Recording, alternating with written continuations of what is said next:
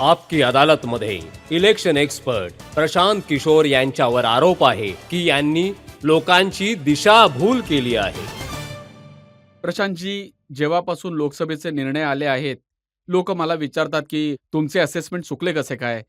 हे 40-50 जागा कमी कशा झाल्यात? मी म्हणतो की मी प्रशांत किशोरवरती विश्वास ठेवला.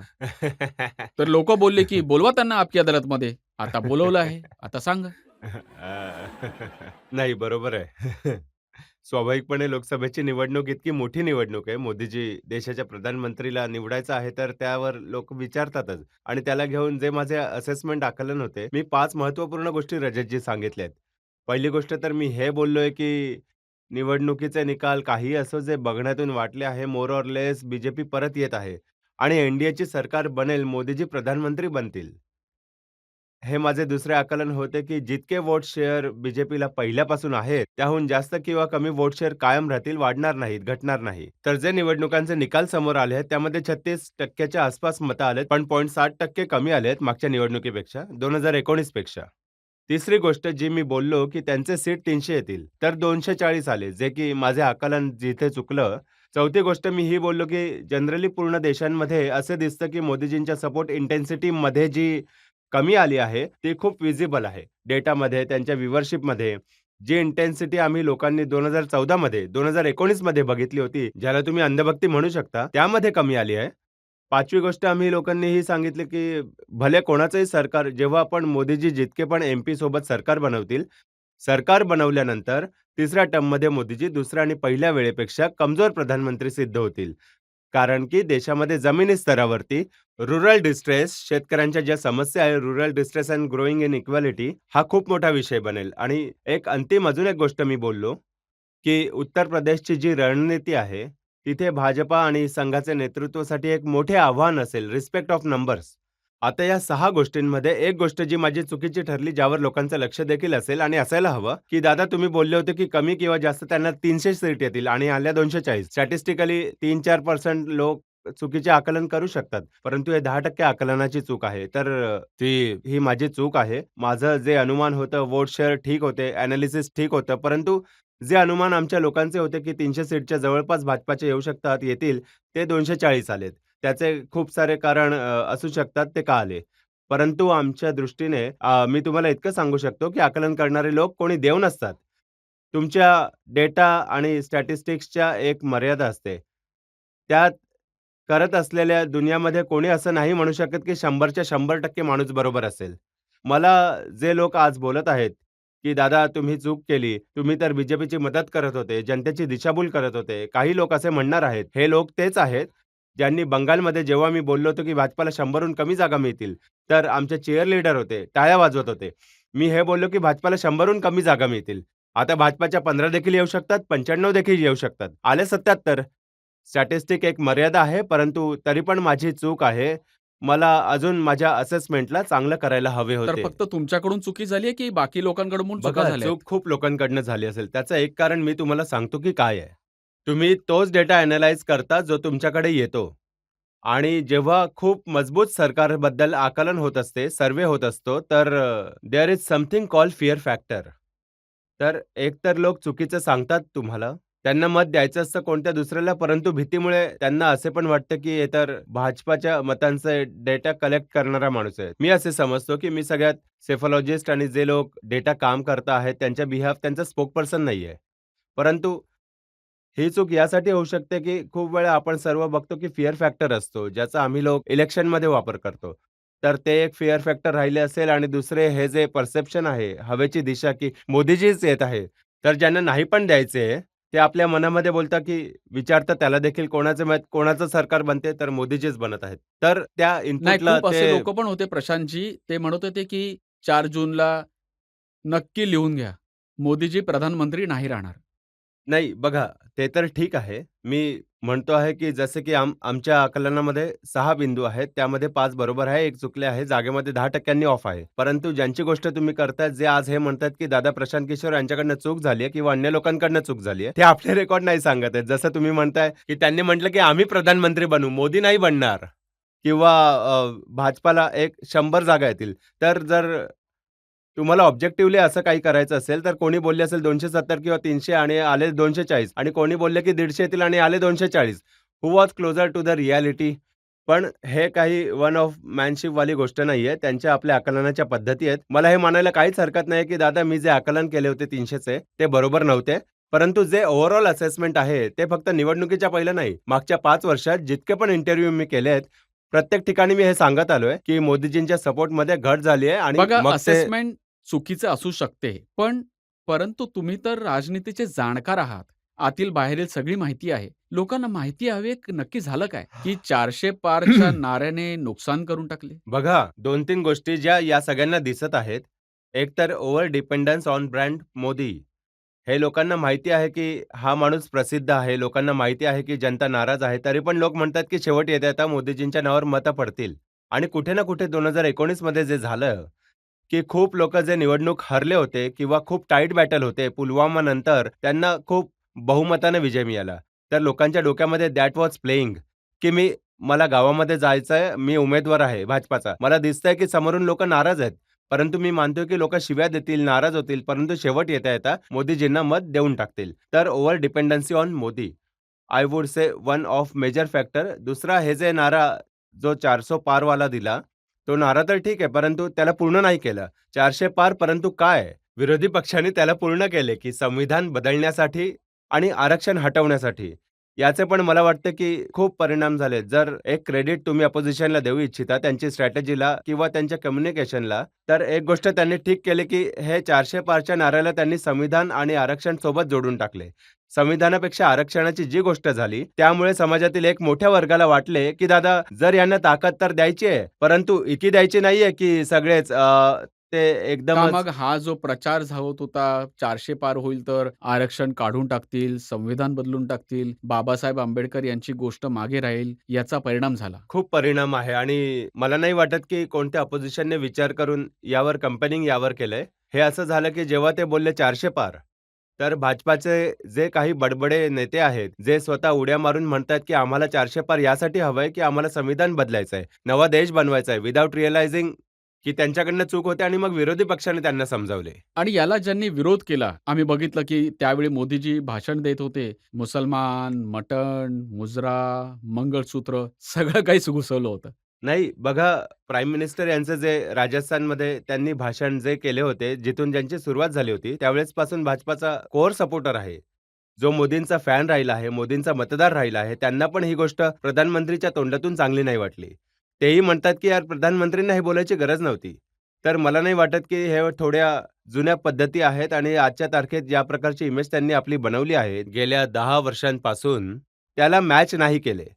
तर मला वाटतं, की हे त्यांनी कॅडरला गॅल्व्हनाइज करण्याऐवजी अजून डिसअपॉइंट करून टाकले आणि खूप ठिकाणी त्यांनी गडबडही केली. तर लोकांमध्ये पण ही गोष्ट झाली, की दादा हे हरतायत, मागे जात आहेत, त्यामुळे अशा गोष्टी करतायत. उत्तर प्रदेशामध्ये सगळ्यात जास्त नुकसान झाले. जिथून अपेक्षा सगळ्यात जास्त होती. तर सगळे लोक बोलत होते, की हे अमित शाह आणि योगी आदित्यनाथ यांचे आपसात भांडणं होते. त्यामुळे हे नुकसान झाले. बघा, मी त्याला व्यक्तिगत तक्रारीच्या रूपात नाही बघत, परंतु जर वाइडर पर्स्पेक्टिव्हमध्ये पाहिले तर याचं एक उदाहरण तुम्हाला मिळेल 2009-10च्या लोकसभा निवडणुकीमध्ये, जेव्हा मोदीजी म्हणजे नवीन चेहऱ्याच्या रूपामध्ये, भाजपाच्या चेहऱ्याच्या रूपामध्ये समोर येत होते आणि अडवाणीजी देशात भाजपाचे लीडर होते. त्यावेळी भाजपाला गुजरातमध्ये खूप चांगलं यश 2009च्या लोकसभेत नाही मिळालं. जेव्हा आम्ही 2011 नंतर मी काम केले गुजरातमध्ये या गोष्टीचा मी खूप अभ्यास केला आणि प्रयत्न केला, की 2009 मध्ये मोदीजी प्रचाराचे प्रमुख होते. अडवाणीजी यांना बनायचं होतं प्रधानमंत्री. मग ते यश का नाही मिळालं? तर असं नाही, की मोदीजींनी त्याला वाईट टाकले होते प्रचाराला. त्या लोकांनी वाईट टाकले होते. परंतु जे समर्थक आहेत मोदींचे, कुठे ना कुठे त्यांच्या डोक्यामध्ये ही गोष्ट आली असेल, की जर अडवाणीजी जिंकले, तर आमचे नेता मोदीजींना पुढे यायला खूप वेळ लागेल, जास्त काळ लागू शकेल. तर मला वाटतं, की यूपीमध्ये हे जे झालंय, की खूप लोकांना असं वाटलं, की अ, अ, जर मोदीजी आणि अमित शाह परत खूप मोठ्या बहुमताने आले, तर त्यामुळे योगीजी यांच्या खुर्चीवरती खूप धोका येऊ शकतो. आणि ही उघड-उघड चर्चा हे जी अरविंद गावामध्ये केजरीवाल सुरू तर होती सगळ्यांसमोर हो, बोलले होते. अरविंद केजरीवाल यांच्या त्या वक्तव्याने पण खूप तुम्ही त्यांना अरविंद केजरीवालांना हे समजा, की राजनैतिक मुद्द्यावर खूप योग्य वक्तव्य होते. परंतु गावांमध्ये देखील आपण बघतो, की बिहारमध्ये मी पायी चालत आहे. आणि लोक हे विचारतात, की "अच्छा प्रशांतजी, तुम्ही तर काम केलं यांच्यासोबत. हे सांगा, की जर 400 जागा आल्या तर योगींना काढून टाकतील?" तर हे दिसतं, की कुठे ना कुठे जनतेच्या मनामध्ये एक गोष्ट त्यांच्या समर्थनामध्ये याचा अर्थ असा नाही, की योगीजींनी जाऊन सांगितलं असेल, की आपल्या समर्थकांना, की हरवा भाजपा उमेदवाराला. हे मला माहीत नाही आणि हा माझा विषयही नाहीये. परंतु जनतेमध्ये ही गोष्ट होऊ शकते, की जे योगींचे समर्थक आहेत, की जर खूप मोठ्या बहुमताने, मोठ्या ताकदीने मोदी आणि शहा परत येतील, तर योगीजी जे आमचे लीडर आहेत, त्यांना धोका होऊ शकतो. म्हणून जरा आरामात मतं एक द्या. मोठा प्रश्न लोकांच्या मनामध्ये आहे, की अयोध्येची सीट, जिथे राम मंदिर बनले, जिला घेऊन संपूर्ण देशामध्ये लाट होती, त्या जागेवर बीजेपीचे उमेदवार हारून गेले. दादा, अयोध्येचे कोणते सीटच नाहीये. ही तर अंदाज आहे लोकांचा. जागा तर अयोध्याची नाहीये. परंतु जागा तर फैदाबादची आहे. अयोध्या तिथे आहे, तर एक सिम्बॉलिक खूप मोठे सेटबॅक आहे. परत तीच गोष्ट आहे, जे तिथे उमेदवार होते Lallu Singh ji, he was first one to say की 400 येईल तर संविधान बदलेल. He was one of the first public leaders who went public saying की 400 सीट यासाठी हवे की संविधान बदलू आणि त्यांच्यासमोर जे अनुसूचित जाती जमातीचे साथी लढत होते सपाचे, त्यामुळे त्यांचा फायदा झाला असेल आणि दुसरे जेव्हा तुम्ही या प्रकारचे खूप डेव्हलपमेंट वस्तू, खूप खूप मोठे बदल आणतात, तर समाजातील एका भागावर त्यामुळे परिणाम देखील होतो. विनोद मेहताजी जे पत्रकार होते, त्यांना मी एकदा विचारलं, की हे सांगा, की संजय गांधी यांच्या काळामध्ये जेव्हा हे स्लम तोडले जात होते, तर त्यांना फीडबॅक नाही जायचा? तर ते बोलले, की "प्रशांतजी, सगळ्यात मजेशीर गोष्ट आहे, की त्यांना फीडबॅक तर जात होता. परंतु ते तिथे बसून हे म्हणायचे, की भाऊ मी तर यांच्यासाठी चांगलं करतोय. मी तर त्यांना स्लममधून काढून चांगल्या जागी घर देतोय. मग ते का आंदोलन करतायत?" तर खूप वेळा असं होतं, की तुम्ही अयोध्येमध्ये रस्ता बनवण्यासाठी कोणती वस्ती तोडली, त्यांना शिफ्ट केले आहे. आता ती ट्रान्झिशनल फेज आहे. परंतु त्यांचे नुकसान झाले ते कालच झाले आहे. परंतु मंदिर बनण्याच्या नाद्यामध्ये 10,000 लोकांचा तुम्ही त्यांचं पोटपाणी संपलं असेल किंवा मग त्यांचे घर डिस्प्लेस झाले असेल.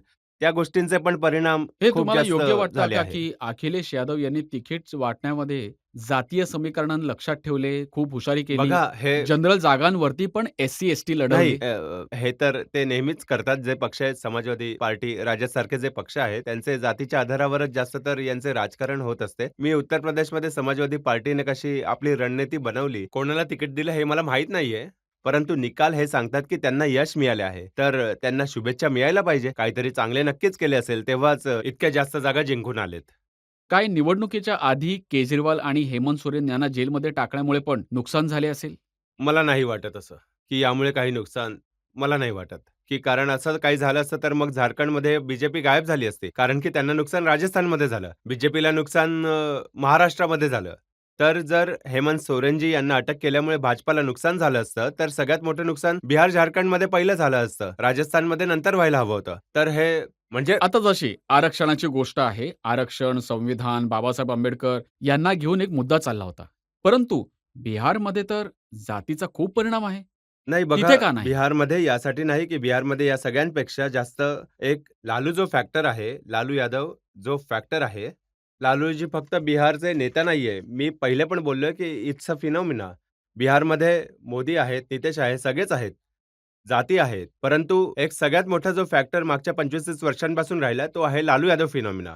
एक बिहारमध्ये एक खूप मोठा वर्ग जो की लालूजींच्या पक्षाला मत देतो किंवा दुसरा त्यांच्या विरोधात मत देतो. मग काही होऊ द्या. त्यांच्या विरोधातच मत करतील ते. खूप लोक सांगतात, की नितीश कुमार यांना 12 जागा आल्या आहेत. त्यांचे तर पुनर्जन्म झाला आहे. काही नाही झालंय. तर फक्त लालू यादव यांच्या विरुद्ध लढत होते. लालूजींना मत लोक देऊ नाही शकत. कारण की लोकांना 15 वर्षाचं जे जंगलराज तुम्ही आणि आम्ही बसून पटनामध्ये, दिल्लीमध्ये, नोएडामध्ये त्याला वाचत आहोत. त्याच्यावर टीका-टिप्पणी करतो. विचार करा ज्या समाजाने त्याला भोगले आहे 15 वर्षापर्यंत. आता त्यांना दुसरं काही दिसत नाहीये. त्यांना दिसतंय, की काही झालं तरी आम्हाला ते जंगलराज नको आहे. यासाठी ते लालूजींना मत नाही देत. तर तो एक खूप मोठा मुद्दा आहे, जो या सगळ्या गोष्टींच्या वर आहे, बिहारच्या बाबतीत. एक प्रश्न आपण जनतेमधून घेऊ शकतो यावेळी? माझा प्रश्न आहे, की 2024 निवडणुकांच्या आधी तुम्ही सांगितलं होतं, की काँग्रेस 3 जागा 3 फिगर्समध्ये नाही पोहोचणार आणि तंतोतंत तसंच झालं, की 99 वर जाऊन थांबले. मग काय आधीपासूनच बोलणी करून ठेवली होती का काँग्रेससोबत तुम्ही? नाही, नाही, नाही. हे हे जर मी हे मी माझे माझे माझे आकलन काँग्रेसला घेऊन जे होते, काँग्रेसने त्याहून खूप जास्त चांगला परफॉर्मन्स दिला आहे. मी हे नाही म्हणू शकत, की मी बोललो होतो, की 100 नाही येणार. मी त्याला दुसऱ्या पद्धतीने बोललो होतो, की 100 सीट जर येतील तर I should be quite surprise. तर काँग्रेसला 99 जागा आल्या आहेत. मला वाटतं, की काँग्रेसची मोठी सफलता आजच्या कॉन्टेंटमध्ये आहे. तर माझे त्यामध्ये काही महत्त्व नाहीये. If anything I was wrong in assessing Congress's revival say to say तर से टू याचा से. अर्थ राहुल गांधी यांचं पण रिवायवल होऊ शकते? नाही बघा, कोणत्या पक्षाचे नेता कोणत्या पक्षाचे जेव्हा रिवायवल होते त्यामध्ये जे लीड करत आहेत तर त्यांना त्यांचे क्रेडिट मिळायलाच हवे. तर to the extent Rahul Gandhi यांच्या नेतृत्वामध्ये काँग्रेस लढली आणि त्यांना 99 सीट आले आहे तर त्याचे क्रेडिट राहुल गांधीजींना दिलंच पाहिजे. परंतु just to put things in perspective, Indiraji यांचा जो सगळ्यात मोठा पराभव झाला 1977 मध्ये, त्यावेळी काँग्रेसला 154 जागा मिळाल्या, 154. राहुलजींच्या नेतृत्वामध्ये जेव्हा त्यांचा सगळ्यात मोठा विजय झाला तर काँग्रेसला 99 जागा मिळाल्या होत्या. हे दाखवतं की जे leader Rahul Gandhi has miles to go before he reaches that state where we can say की कंट्री में he has arrived. But yes, Congress as party has done better than what most expected including me, and to that extent we must give to Rahul Gandhi. अजून एक प्रश्न घेऊ शकतो आपण? येणाऱ्या काळात तुम्हाला वाटतंय का, की श्री राहुल गांधीजी भारताचे नेतृत्व करतील आणि पंतप्रधानांच्या रूपात येतील? काँग्रेसचे ते नेता नक्की आहेत. त्यांना या निवडणुकीमध्ये काँग्रेसचे प्रमुख म्हणून पूर्णपणे त्यांना इस्टॅब्लिश केले आहे. At in short to medium run. पुढच्या 5 वर्षात, 10 वर्षात तर कोणी हे 10 वर्षात नाही म्हणणार की राहुल गांधीशिवाय कोणी करू शकतं. परंतु देशाच्या नेत्याच्या जागेवर आता ते समोर आले आहेत की नाही, त्यासाठी अजून वेळ आहे. खूप वेळ आहे. 99 येणं एक गोष्ट आहे आणि 250-260 येणं दुसरी गोष्ट.